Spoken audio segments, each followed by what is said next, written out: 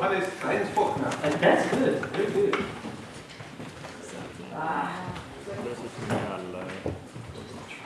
That's my microphone here.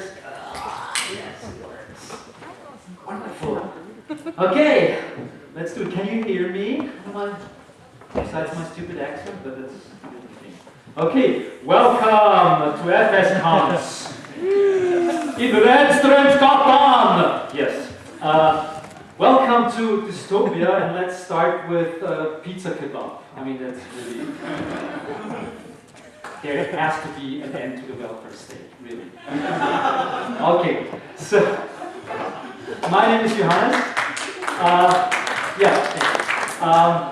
And I'm part of a collective called Monochrom, and we are from Austria. That's all our 9 members. We have been doing many interesting things, hopefully interesting things, over the last 20 years. We are from Austria. That's how Austria looks like.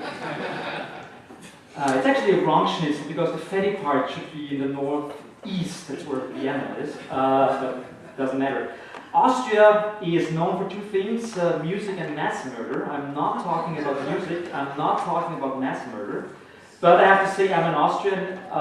Many times I think Austria, and I even think Austria. And some of the things I will tell you today, of course, are related to Austria, although we consider ourselves kind of like an international collective. We are dealing with art. Art has a problem. Art is a special place for special people in a really bad font. Yeah? The problem of art is that art is something that most people don't want to be engaged in or are not interested in because it's a very bourgeois thing, you know, like there is the autonomy of the art system, and that's exactly because it's bullshit, yeah?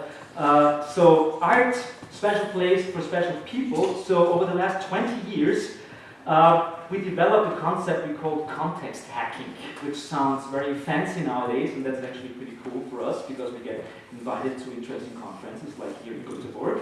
And the backstory is, I mean, we just published a book about what we think context hacking is. It's not guerrilla communication, and it's not activism, it's something in between. We call it how to mess with art, media law, and the market.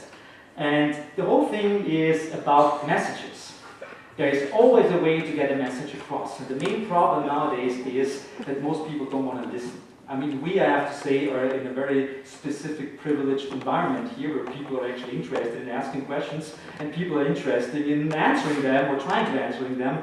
But that's not what everyday people out there, everyday people, do. I mean, like, there are some great people out there like the Yes Men, and they do stuff like the Bhopal scam or the Bhopal fake, where suddenly like the BBC is airing that the Dow Chemical is paying money to the Bhopal victims. Of course it was only a fake by the Yes Men, but suddenly you have this like interesting, strange problem that the Yes Men are actually making PR for Dow Chemical. So how is that working? Because like 99% of the people out there never learned that it was a fake and still think that Dow Chemical was pretty cool that they're paying so much money now for the poor victims in Bhopal. Yeah? So the question is, how can we actually find the perfect medium for a certain message? And that's pretty much what we have been trying to find out over the last 20 years. We call it to play with the absurdities of power, and there are so many absurdities of power out there. There are so many bugs out there that you can actually use, and that's what we like to do. We started pretty early in the late 1980s. It wasn't called Monochrom yet, but we were part of the FidoNet system. I'm not sure if you know FidoNet. Besides, if you lived in Egypt 2 years ago when they shut down the internet and suddenly they used FidoNet to get their messages out. So the FidoNet is not that, interestingly, and the BBS systems. So I grew up in the 1980s with stuff like that, Neuromancer. So talking about dystopia, of course, has to be also about my personal past, because I read Neuromancer. I like Robocop and that kind of stuff. Interestingly, because I read Neuromancer, because I saw stuff like Robocop, I grew from being a cyberpunk actually becoming a punk. I joined the anti-fascist movement in Austria because I saw Robocop. because I read Neuromancer, because that's all really interesting. The cyberpunk dystopian literature of the 1980s is highly political, and it's highly interested in getting the message out and saying, like, look what will happen in 15 minutes, you know, Max Headroom. Look what will be happening in 15 minutes, and do you really want that to happen? So I grew a very conscious leftist being because I read all those stories. Interestingly, at the same time, some people out there, especially in California, they read that stuff too, like people like Google, etc. And they didn't read it as a dystopia, they read it as a utopia, and stuff like the basic difference of like Mondo 2000 and Wired cannot be more overstated, because at the same time, two magazines start. And one is for the liberal cyber hippies, and the other one is for the freaky libertarian techno wank fest. And of course, which one took off? Of course, the wank fest took off. Yeah. So the Californian ideology was something even in 1993, when we started Monochrome, was something that we didn't like. We even didn't like Mondo 2000, it was too hippie-ish for us. We said, like, we need something like a cyber magazine with science fiction and politics and punk and all that kind of stuff in Austria or for the German-speaking world, because it did not exist. And so pretty much like Monochrome started. So we started as fanzines and an open electronic newsletter, but primarily like a real fanzine that you could hold in your hand and give to your friends, and you would be happy if 300 people would read it, because we had 150 copies, and we were happy if some people would read it in their bathroom, of other people's bathrooms, you know, and stuff like that. So Monochrome started as an electronic message service and a fanzine, because we wanted to get the message out. We wanted to kind of like also educate people in the clearest sense before the whole, you know, like before the real internet swamp started, that hey, there is something going on here, and we have to be careful, and we have to look what's going on, because it's starting right now. So we were kind of part of this early movement. Of course, it all went wrong, but we can't do anything against it, so we still live with it. Just a couple of examples of things we did in the past. So we didn't really know where we should go with Monochrome. So we weren't really happy about the message systems, the bulletin board systems, because nobody was using them really. We weren't really happy about the fanzine, because nobody was really using it. Because the main problem of subculture and underground culture is it's a fucking elitist culture. Yeah? The further you go down in subculture, the further it becomes a white male dick fest. You know, it's just like going right down. Like there's like 5 people saying like, "Oh, I like Merzbo." Yeah, what the fuck? Yeah, doesn't help anyone. Yeah, I'm not even talking about mainstream culture, but there has to be something in between. I'm not even calling it alternative culture. There has to be something that is more than just the basic idea of like, the more obscure we are, the better we are. That doesn't work. So what we wanted to do is really find the perfect medium, the perfect weapon of mass distribution of ideas. And we're good, like postmodern leftists. We're kind of melancholic, but you can count on us. So what we did is we built, like, that was in 1995, I think. We had one of the first like telecontrolled robots that was roaming. You could control it through the like Netscape 2.0 or something like that, and it would like move around in our apartment, and you could look into our apartment. It was pretty early for that time.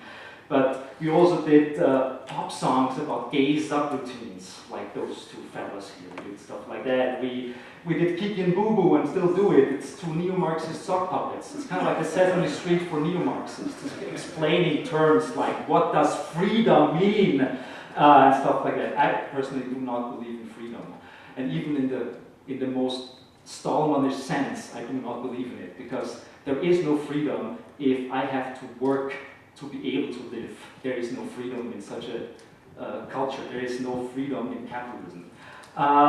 So we do those sock puppets. We do stuff like this. It was a long-term project about Wikipedia.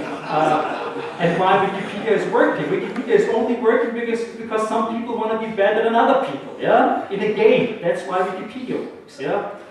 We do t-shirts like slacking is killing the DIY industry, and definitely is, yeah. I mean, do it yourself is pretty cool, yeah. But I mean, the open culture, really, we're just remixing our despair. I mean, we're just like taking whatever we have and leads us right there. So I wrote together with Frank a pamphlet called Hacking the Spaces, because the main problem we saw was that there are really interesting spaces out there called hackerspaces. But those hackerspaces are really elitist. Those hackerspaces are not the inclusionist heavens that all those people who run hackerspaces proclaim them to be. And I really like hackerspaces. I like the self-edu concept of hackerspaces, that you can go somewhere, hang out with interesting people. It's not a workspace, it's not a living space, it's a third space, as we call it in sociology. It's something in between, it's really nice, and you just like can have fun with talking to other people, learning from them. The main problem is it's so ingrained in hacker culture that you want to be better than other people. You want to show off. Oh, you do not know the joke on my t-shirt. You suck. Yeah? That's exactly what hacker culture is all about. And I like it and I hate it. I hate it, yeah. Because I just like, then just tell me the joke, okay? Just like, what the? And that's kind of like a part of it. So why are all hackerspaces, most hackerspaces, like 95% white male? Why is even like the hackerspace in Brooklyn, yeah, does not have a single black man? Why? Why is that happening? Yeah, and all that stuff. And of course, it's not that hackerspaces. Hackerspaces are not to blame for that. Yeah, but especially in hackerspaces, people should be more aware of their privilege. You know, it's all about discussing privilege and how we can overcome privilege and help other people maybe gain a little bit more like information and privilege than we already have. So we wrote this manifesto which caused a shitstorm. It was boing, and there were people that actually wrote corridoctoral emails to take the blog post down because it's hurting the hackerspaces movement. But whatever. Yeah. The problem is with DIY. We'll say it here. DIY is strongly, and I'm a materialist in that sense, yeah? DIY is based on, I mean, here we have it as a couple of really nice dwarfs, but we also have like a real picture here. The DIY movement is using the same resources than like any fucking iPhone. There's no big difference. Like, where's the stuff coming from in our iPhone, and where's the stuff coming from in our Arduinos? You know, we have to consider that all the stuff that we use in our oh-so-free open spaces, open media, open software culture is like, it's all based on blood. It's somewhere in China, somewhere in the Congo, people are dying and suffering because we have our tweeting freedoms here, and we cannot forget it. I don't have like a solution, or we do not have a solution for that, but we have to take it. Every day we use such a thing. We have to really consider, like, really? Yeah. So, art. Back to art. Awful. Public art. Our problem with art was always we want to kind of like, art is an interesting force field. At the one time, art is protecting art because art has a certain freedom in a very bourgeois sense. And that freedom is protecting art. At the same time, it's also, as mentioned before, kind of like keeping many people away from it. It's just like, it's just art. Oh, someone did this and this. Oh, it's just art. Because, you know, like, you can do whatever you like in art, and that's why art suddenly is so, like, unsexy, let's call it, yeah? The problem with art is that it has to be pretty much like freed from its privilege, let's call it that way. There are so many, also here in Sweden, like this one here, there are so many public art pieces out there, and they're all horrifying. We hate public art. So what we did, for example, is we called it sculpture mobs. We said, hey, there's something like a flash mob, we should do it with sculptures. We just like run onto the street in a Walmart parking space or whatever supermarkets you have here and build an illegal public sculpture in under 5 minutes and then just like run away before the security guards show up. And we did that in a couple of places all over the world. And we do sculpture mock training camps to show people how to do that. For example, this one, we call it New Kids on the Roadblock. This is like going somewhere and taking off. Or this one, it was at Google campus, Mountain View, California. We called it, it was in 2008, there was the whole debate about China and Google and stuff like that, and we called it the Great Firewall of China. Yeah, it's a really bad piece of art. But we built it in 3 minutes and 12 seconds. And I almost got tasered, but only almost. It would have been really fun to be tasered by the Google security guards, but it didn't happen. What can you do? We do Robo Exotica. Robo Exotica is the festival for cocktail robots. So where we invite people to build machines who make drinks for you, or drink them themselves, or smoke cigarettes or have bar conversations. It's actually pretty fun. It's a classic monochrome approach, I have to say. We do something that sounds really ironic and funny, like cocktail robots, and then suddenly we get like 2,500, 3,000 people coming to that festival just because they want to get drunk, and suddenly those guys are there, drunk, and having philosophic discussions about techno hypes or something like that. It actually works pretty well. Just a couple of examples. That's a really inefficient mojito making machine. It takes like 12 minutes to get a mojito, but it's a good mojito, I have to say. This one that was, it was turning water into wine. Pretty nice one. This one was, it was called the spitter. It was spitting alcohol, actually absinthe, over like 25 meters into this device, and yeah, that's one of our monochrome members. He was pretty drunk already. And that one is a really nice one. That was like just like serving a little bit of beer for you. That was okay. We bury people alive. It's kind of like a non sequitur here, but we do that. We bury people alive in a coffin for 25 minutes. If you want to do that, you can get in line, and then we bury you alive.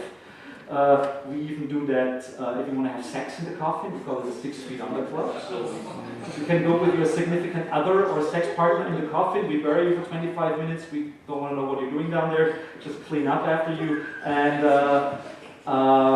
yeah, we do that. Next time, actually, in Austria on the 29th of November, if you want to do it. You can come to Austria. This here is our little approach of kind of like trying to bring massive multiplayer games into the real world. So we were always thinking of like, there's so many thousands of people out there playing like World of Warcraft and stuff like that. Why not having many people at the same time play against each other in a nice game in real space? So we created massive multiplayer thumb wrestling. And we created a couple of network topologies, like token ring systems, P2P systems, and we have the record of 14,000 people playing with each other at the same time in San Antonio in Texas. That was really great, 14,000 people. I don't have the picture in this slide, but you have to believe me, it was really awesome. And sometimes it hurts also, it's not much. Yeah. We do Ars Electronica. We're going into the right direction of subversion already. Ars Electronica, we're doing it for 7 years now. It's a conference on sex and technology, because that's completely ignored usually. There is a strong relationship between sex and technology. Humans are a sexual species and humans are a tool-using species. There is no denial of that. Even if you call yourself an asexual person, even the denial makes you part of the game. Yeah? So what we did is we present people from the DIY scene, we present people from like historians, like asking them about how that happened, how was that relationship already 500 years ago? Yes, of course it was. First Polaroid camera was called the Swinger, and stuff like that. VHS only made it because the porn industry wanted VHS to make it because VHS had the lower licensing fees as a videotape format. That's why VHS made it, and not Video 2000 or Betamax. Anyhow, that's a butt plug that a person worked on for 7 years. It's his personal butt plug. He was not finding the person, like that. He needed a really good butt plug for himself, so he built it himself. So there's so much energy. If people want to be turned on by something and like something, they invest a lot of energy. There's a friend of mine who is growing a fungus on his penis just because he likes it. And he's a biologist. And, people use stuff like that. I don't know why, but they do it, and they make it themselves because they can't buy it. Even stuff like that. It's the Foxilla. I've seen it.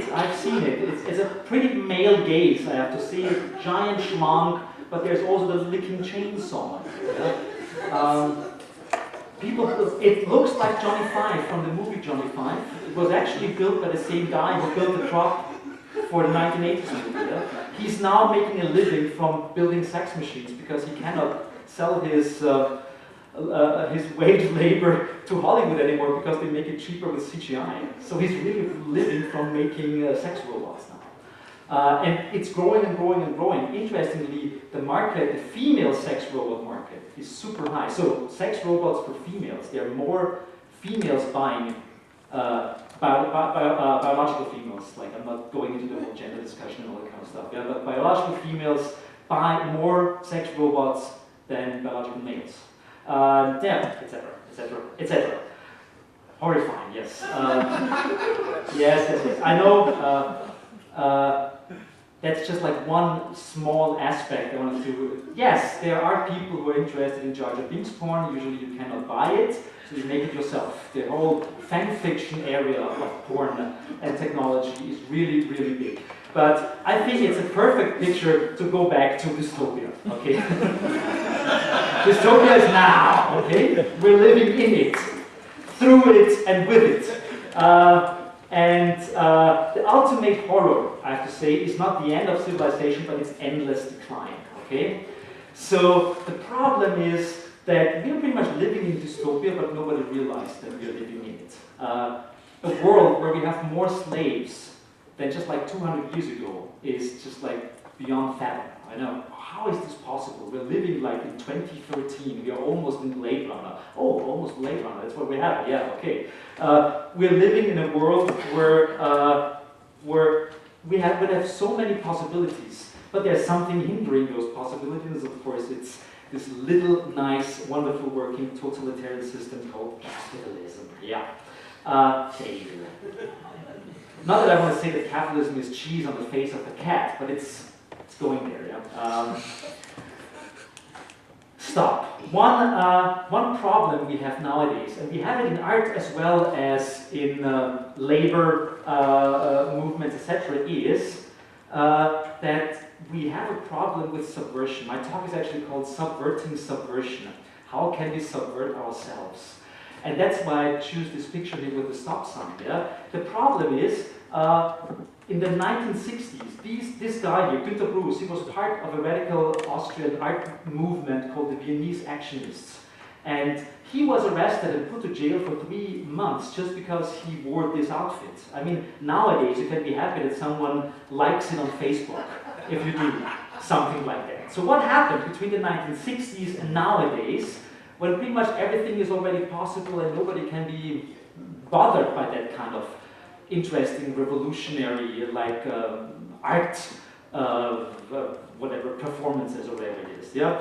The problem is that most of the stuff on Jackass is way more hardcore than anything the Viennese Actionists ever did in the 50s and 60s. But they went to jail for that kind of stuff.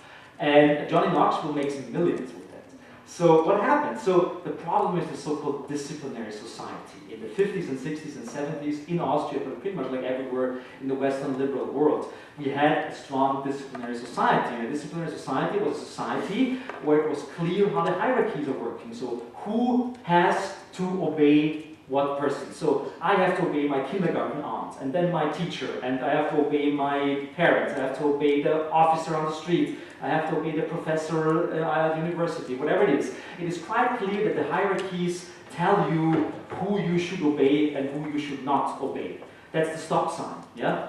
You can obey the stop sign, but the cool thing about that disciplinary society was, and partially or still is that you can decide to not obey the stop sign. You can just like cross the street without stopping, seeing the stop sign, and that's subversion. That's a way to say like, no, I do not obey you, teacher. You will be disciplined.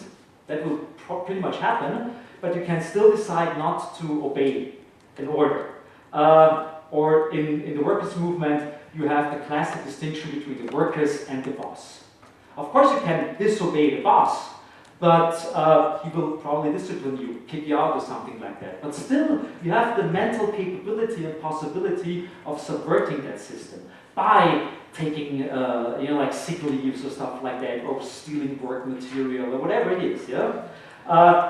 In a sexual term, is masturbation a sin? Yes. The Catholic Church tells you, no, you should not masturbate. It's the devil's. Then you don't do it. You still can do it, of course, and you can probably get a kick out of it. But there is still clear you should not masturbate. The stop sign is there. You can obey it or not obey it, but it's still your own. You can deal with that risk, let's say. In a society of control, as Deleuze calls it, we have the problem, smile, you're on camera, that control is pretty much embedded in us. We are controlling ourselves. We don't need the person telling you should not do that anymore, because we're just doing it. Or we're being reminded with nice little gestures like this, smile, you're on camera. Nobody will, hey, smile, you're on camera. It just means that you're controlled and whatever, but you're being told it in an interesting, funny, and nice way, and you'll probably obey it more easily. The boss is your friend.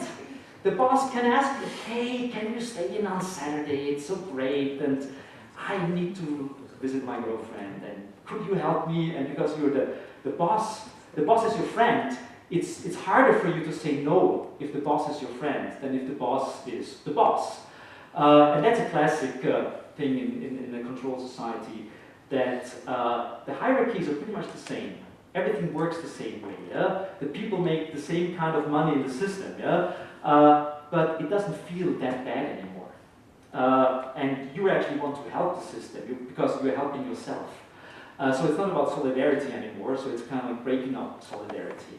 I didn't find a picture about masturbation in the control society, so it's this one. The problem with masturbation in the control society would be, and I learned that in school. It started in 1985 when I heard it the first time in school. Masturbation is not that bad, but please be considerate about it. What? I was told in my religion course, in Catholic religion school, I was told masturbation is good, but please be considerate about it. Which means is like if you go home and want to jerk off, you're like, I have to be good. How do I do that? And that's how they get you. Okay? That's implanting the reason into your denial, or the reason into your subversion, or stuff like that. And suddenly you're like, ah! So the problem is, in a society of control, the stop sign is in our heads. No? Google is such a great workplace because we get free steaks and this and that and blah blah blah. Now of course, fuck no.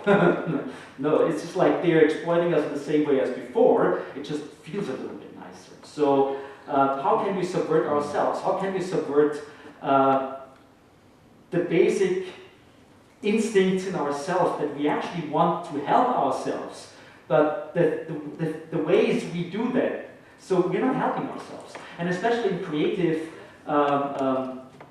jobs, that's a classic example where people have like enormous work weeks because they're working for their own portfolios. They think they work for themselves, but in fact they're being like they're self-exploiters all the time and don't realize it. So how can you stop not exploiting yourself if you don't even know that you're exploiting yourself? Because it's good for your better future and whatever it is. Well, we did a little experiment because we wanted to know, we call it Viennese factionism, not actionism, but factionism. If it's still possible in the 2000s to make something that is more extreme than the Viennese actionists ever did, and how the world would react to it. So in the 1960s, you got arrested for that, but at the same time, you also got on the front page of Austria's biggest newspaper by just like shitting in a corner in a university. I mean, that happened in the 60s, yeah? So we did a thing, we called it Viennese factionism, and we offered blood sausage made out of our own blood. And you could buy it. So what we did is, we had this rustic setup in an Austrian wine tavern, and I'm sitting there and waiting and drinking wine and having a good time, and meat spreads and stuff like that.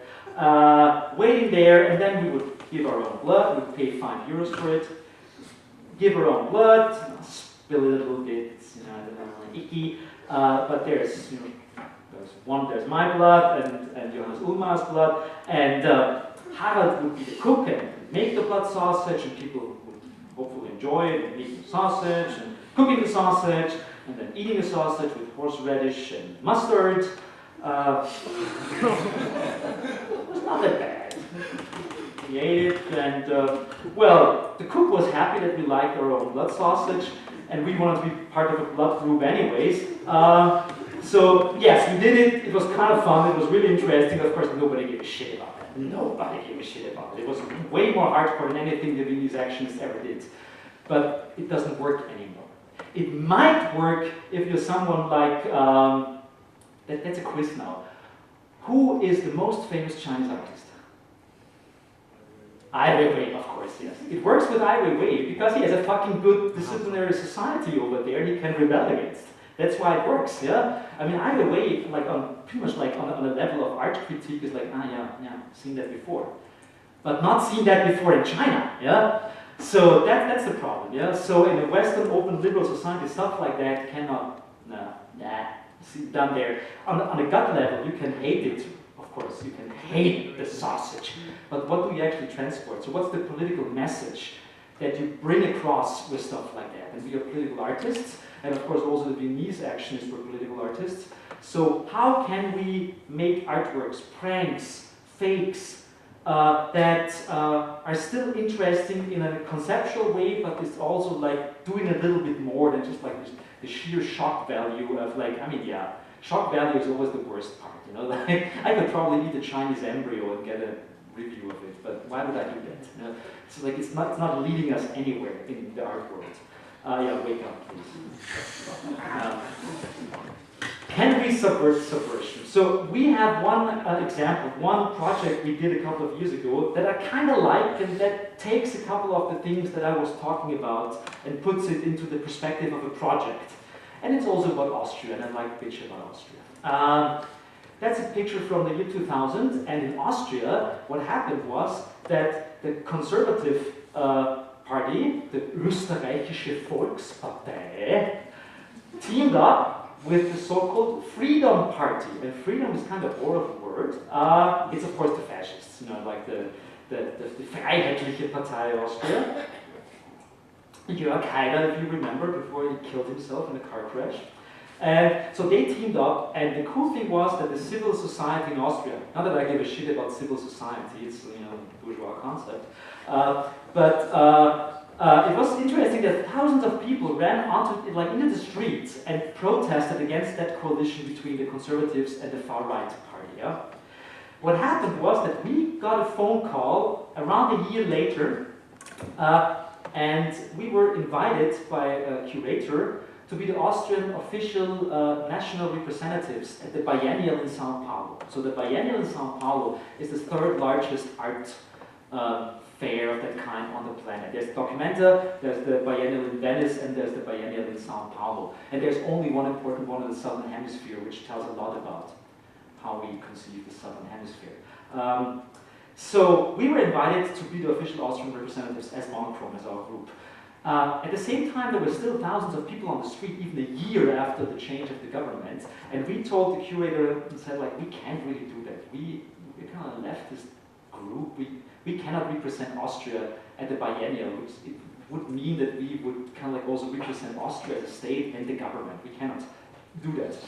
And she told us, well, there's actually money for that. And we said, like, how much money?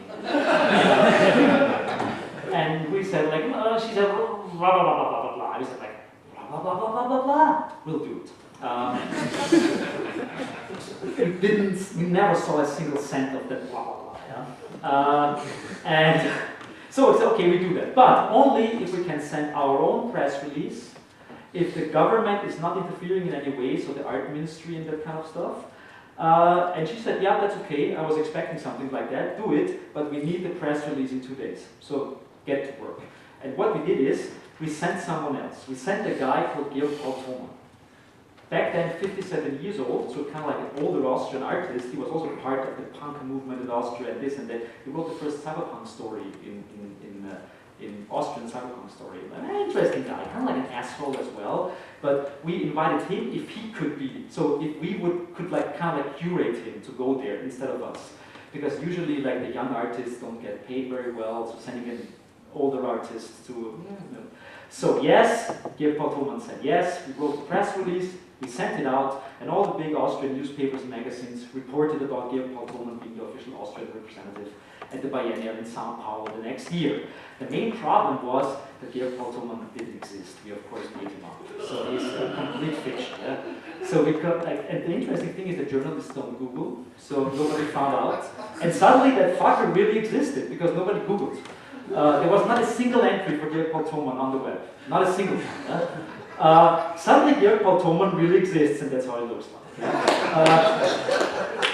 Georg Paul Thomann, suddenly official Austrian representative at the biennial in Sao Paulo. So what we thought we would do was write his biography. We actually did that, 500-page biography about Georg Paul Thomann and 40 years of art history, tech history, activism history. We packed all of that crap into this unbelievable character called Georg Paul Thomann. And what we wanted to do is just like not go to the biennial, but just send one copy of the book and have it in the white cube, and that's it. That's what we wanted to do. But because suddenly everyone was still really believing that Georg Paul Thomann exists, because all the media were talking about him, we said like, let's play with that. Let's go to the biennial and do that. By the way, that piece is called Material Study with Scanned Photo of Self in the Beer Mood and Photoshop Crystallization. It's a pretty good one, I would say. So, what happened is we went to the biennial in Sao Paulo. It looks like that. Modernist building, Niemeyer, if you know what I'm talking about, Niemeyer, and lots of pretty good but also pretty bad art pieces. Our piece looked like that.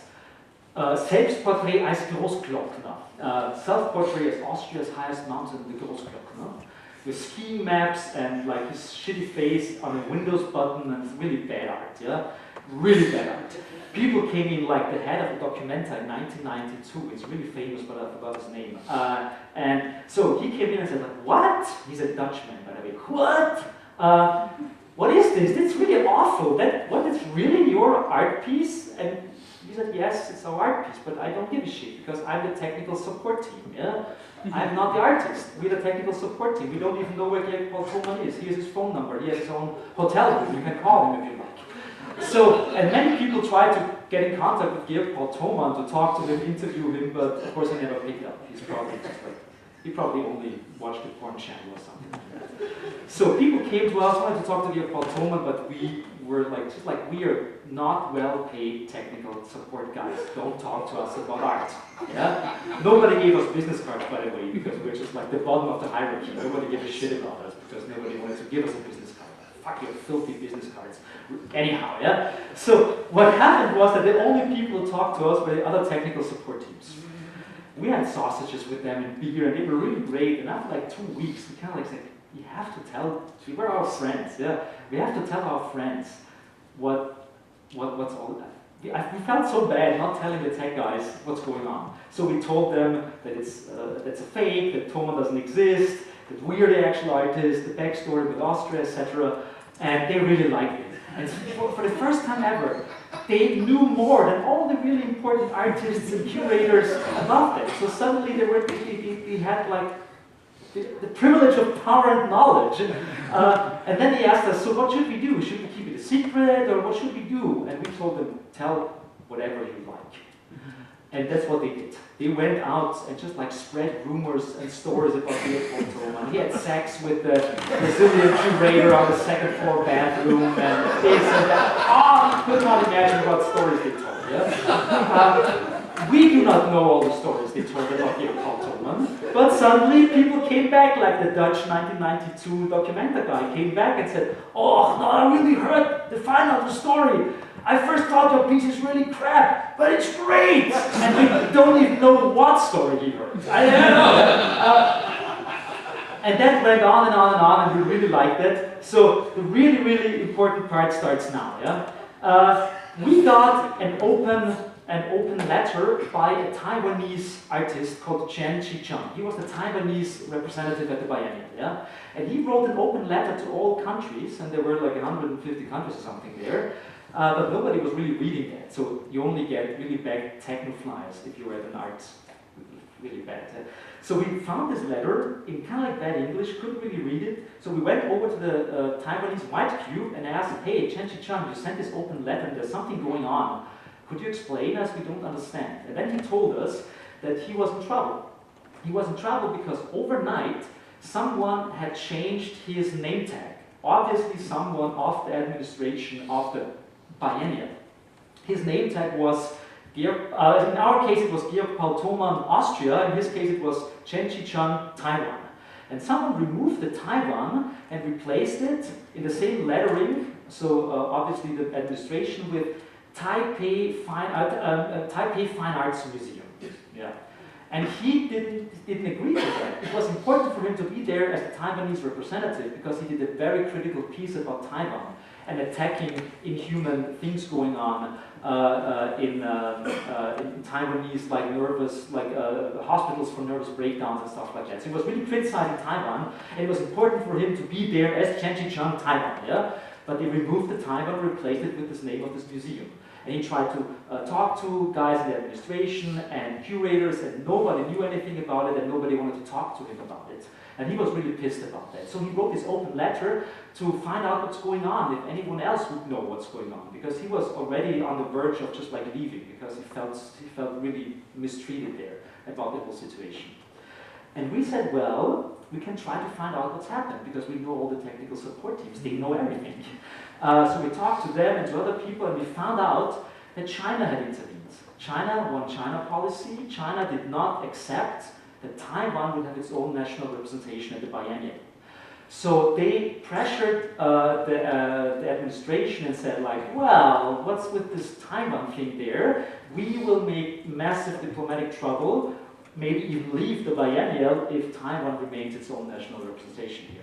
So the administration didn't want to have that public, and they just like, yeah, okay, let's do that. The Taiwanese guy can be happy that he's here anyways. We just remove the Taiwan, replace it with the Taipei Fine Arts Museum. Everyone's happy, everything is fine. Of course, no one was really happy about that, especially not Chen Chi-chung, and that's how the whole thing happened. So what we did is, we started a solidarity campaign, and solidarity is something that is not really known to artists, I have to say. So what we did is, we had the Georg Paul Thomann, and we removed the T. It's Austria, still a nice country, and we had a T. And then we went over to Canada. Come on, Canada, you don't need 3 A's. Give us one of your A's. And we got an A from Canada, and then it went on and on and on. The guy from Puerto Rico, etc., and suddenly we collected letters. It took us 2 days, but it was Taiwan. The W was really tricky, but we are creative. Croatia, yeah. So we had the campy Taiwan on the outside of the White Cube, and Chen Chi-chung was really happy about that, and many journalists took pictures of that, and there was a lot of discussion because, I mean, it took us 2 days. We talked to everyone about letters, and nobody wanted to give us letters. They were all freaking out. They're like, no, they will kick us out of the biennial, they will give you an eye. So artists are fucking wankers, really, they are. And they're so tame. Yeah? So what happened is, so we did it, and the most wonderful, first of all, like Chen Chi-chung, he was really happy about the whole thing. He was smiling and giving interviews, and a couple of days later, we got a fax. It was still the time of the fax. We got a fax from Taiwan because many Chinese and Taiwanese newspapers reported about the whole thing, but the best one was a headline in the Taipei Times, which is one of the biggest newspapers in Taiwan, and the headline was, Austrian artist Georg Paul Thomann saves Taiwan. So, a non-existing artist saves a country that should not exist. It's pretty much as radical as postmodernism can get. And we really like that. So, and then we killed him. In 2005, we kind of like wanted to get rid of him, and we killed him and buried him, and then There's actually another 25-minute talk just about the burial, but I'm not giving it right now. The important message is, for me, first of all, if you want to read about Thomann, it's on monochrom AT/Thomann. That's, by the way, monochrom AT/English is our general website, and we have all this stuff, of course, online. But why did I tell you the whole story? The story is that I think nowadays, in a world that is so dominated by media, a world that wants subversion, a world that wants the really interesting, crazy shit going on, yeah, where the media system is longing for that kind of stuff, you have to be a little bit more tricky in your pranks. You do not want to end up as like the 5-second joke at the end of the CNN news hour. You don't want to do that, yeah? So the only thing you can do is work with fakes, or pranks, or multi-leveled projects that are not at the first time easily being deciphered by the media system, or maybe even other people out there. So my urge is at the moment, and we're doing that now for the last 10 years, I guess, kind of like slowly building fakes and a website here, and a Facebook account here. I have 12 Facebook accounts. Not even my closest friends know who my fake Facebook characters are. It's going to be illegal soon. It will be illegal soon. Now we'll see that. We'll see that. I'm building my 15-year-old white Aryan supremacist girl from Montana for 7 years. And I'll see if anyone can find out that she does not exist. We'll see that, yeah? But exactly that's the point. The point is to be a little bit more multi-layered about your approach of activism. I'm not even saying that that kind of stuff would happen to us. I mean, I would say it's a context tag because we were specifically choosing certain tours and detours and taking corners and stuff like that in the Thomann story, for example. Sometimes it was just sheer luck. Sometimes we were like really good in the decisions we made, and some other projects didn't work out that well. Yeah? But I have to say, if you keep your eyes open, if you remember that you do not want to end up as kind of like the funny joke delivery machine for the system, then it's just like you have to be a little bit more planning. It's almost like a heist. It's almost like a crime. You have to be very sincere and precise when you do your crime, but at the same time you should also run away when the cops are showing up. That's what happened. Yeah, and well, I could talk about that for many more years, and I probably will. All the stuff is on our website and Wikipedia and whatever you want to look after. So my name is Johannes with a long, complicated name. That's my Twitter account. You can follow me. It will add up to my social capital. I like that. And that's my email address. That's for the old school guys out there. Okay, thank you very much. It's 5 o'clock. It was a pleasure talking to you.